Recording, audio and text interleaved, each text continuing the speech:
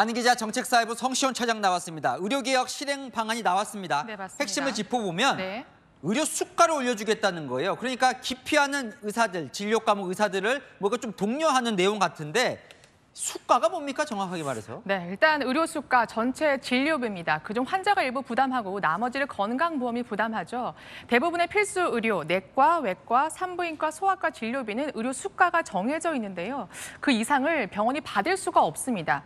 문제는 수가가 너무 낮다는 건데요. 감기로 진찰받는 경우 우리나라는 10,000원 정도라면 다른 나라는 월등히 많습니다. 여러 사람이 투입되는 수술을 볼까요? 그 격차가 더 벌어지죠. 그렇다 보니 의사와 병원들 사이 미용 시술 등과 다르게 필수 의료는 하면 할수록 적자다. 이런 얘기가 나온 겁니다. 그러면 필수 의료를 그럼 살리기 위해서 예. 이 왜 수가 조정을 대책으로 내놓은 거예요? 네, 사실 수가가 오른다고 해서 의사 월급이 당장 오르는 건 아닙니다. 하지만 낮은 수가가 유지되면 병원 입장에서는 필수 의료 진료와 수술에 손을 대면 될수록 적자이니 재투자나 인력 확충은 꺼려하겠죠.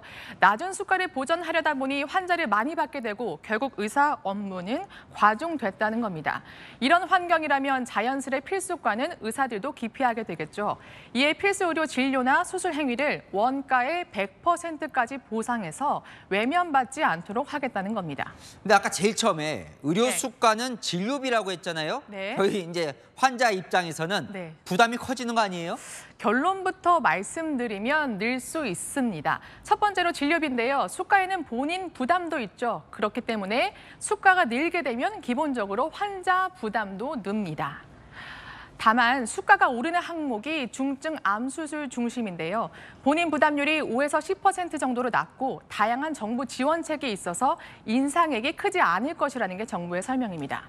두 번째는 건강보험 재정이죠. 수가 인상에만 4년간 2조 원, 이를 포함해 필수 의료 지원 등의 건보 재정 10조 원 이상을 투입하겠다는 건데요.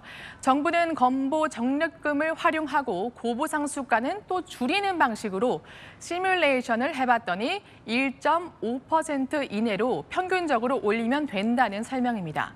다만 전문가들은 불필요한 의료 이용이 줄지 않는다면 더 올라갈 수 있다고 지적합니다. 결과적으로 이렇게 물어볼게요. 오늘처럼 만약에 의료 수가를 인상을 하면 지금 이제 필수 의료 의사들이 부족하다는 건데 이 네. 필수 의료 사는 겁니까?